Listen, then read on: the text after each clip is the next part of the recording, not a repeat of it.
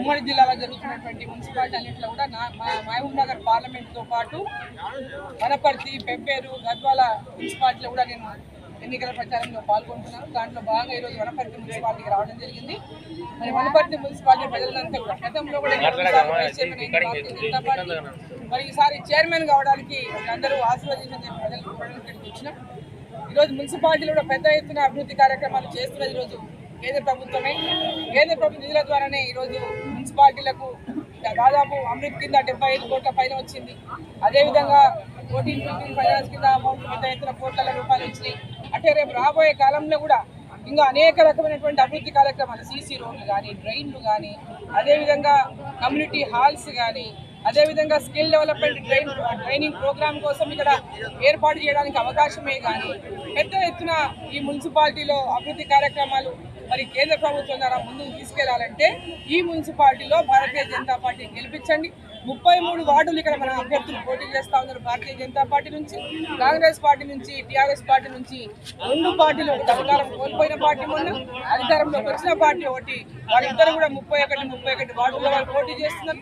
వాళ్ళకి అభ్యర్థులు దొరకడానికి కూడా చాలా కష్టపడ్డారనే విషయాన్ని ప్రజలు ఇక్కడ చెప్తా ఉన్నారు. ఈరోజు భారతీయ జనతా పార్టీని గెలిపించాలని వనపర్తి మున్సిపాలిటీలో పెద్ద ఎత్తున ప్రజలు మరి నరేంద్ర మోదీ గారి నాయకత్వం ఇక్కడ కూడా మున్సిపాలిటీలో భారతీయ జనతా పార్టీ గెలవాలి. భవిష్యత్తులో మరి రాబోయేటటువంటి భవిష్యత్తు ఎన్నికల్లో, అసెంబ్లీ ఎన్నికల్లో గెలవడానికి మరి మా వనపర్తి మున్సిపాలిటీలో కూడా భారతీయ జనతా పార్టీని గెలిపించి దానికి నాంది పలుకుతామనేటటువంటి విధంగా వనపర్తిలో ఉన్నటువంటి ప్రజలందరూ, యువకులు కానీ, విద్యావంతులు కానీ, మేధావులు కానీ, అదేవిధంగా మహిళలు కానీ, రైతులు కానీ ప్రతి ఒక్కరు కూడా భారతీయ జనతా పార్టీ వైపు పెద్ద ఎత్తున నరేంద్ర మోదీ గారి యొక్క నాయకత్వంలో భారతీయ జనతా పార్టీకి ఓటేయాలనేటువంటి ఆలోచన ప్రతి ఒక్కరుగా కనిపిస్తూ ఉంది. కాబట్టి నేను వనపర్తి పట్టణ ప్రజలకు అందరికీ మీడియా ద్వారా నేను కోరుతా ఉన్నా, ప్రతి ఒక్కరు 33 వార్డుల్లో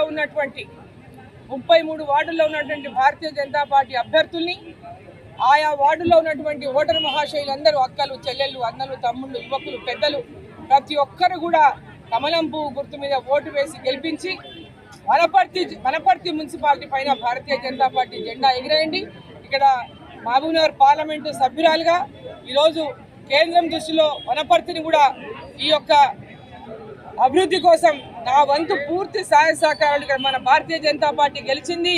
వనపర్తి మున్సిపాలిటీలో ఈ పనులు అవసరం ఉన్నాయి, ఈ యొక్క అభివృద్ధి కార్యక్రమాలు అవసరం ఉన్నటువంటి విషయంగా ఒక ప్రణాళికను తయారు చేసుకొని ఈ యొక్క మున్సిపాలిటీ కూడా పెద్ద ఎత్తున నిధులు తీసుకొచ్చేటువంటి విధంగా నా వంతు సహకరిస్తా.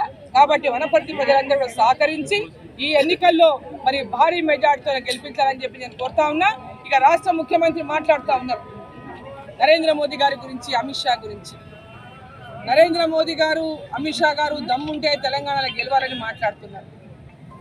ఈరోజు అమిత్ షా గారు, నరేంద్ర మోదీ గారు, అమిత్ షా గారు కనుక తలుచుకుంటే ఒక రోజు కూడా కుర్చీలో రేవంత్ రెడ్డి గారు కూర్చోలేరు. ఆయన మీద అన్ని కేసులు ఉన్నాయి.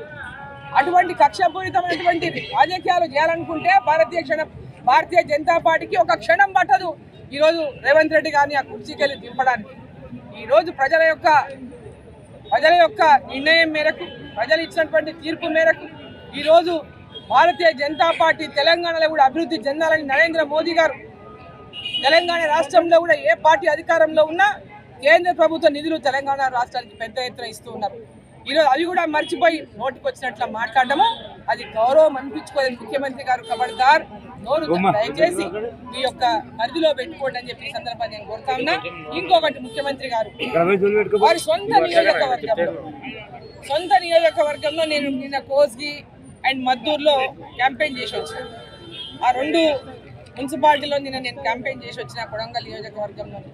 నిన్న మా ఎమ్మడి పెద్ద ఎత్తున ప్రజలందరూ చాలా పెద్ద ఎత్తున స్పందన ఉంది. అక్కడ 4వ వార్డు నుంచి పోటీ చేస్తున్నటువంటి రాములు నాయకులు ఈరోజు తిరుపతి రెడ్డి అని రేవంత్ రెడ్డి గారి తమ్ముడు రేవంత్ రెడ్డికి అన్న తిరుపతి రెడ్డి ఈరోజు ఆ యొక్క క్యాండిడేట్ బెదిరించి ఇంటికి రప్పించుకొని ఇంటికి ఎత్తుకపోయి కాంగ్రెస్ పార్టీ జెండా కప్పిందంటే వాళ్ళు ఓటమి పాలైనట్లే.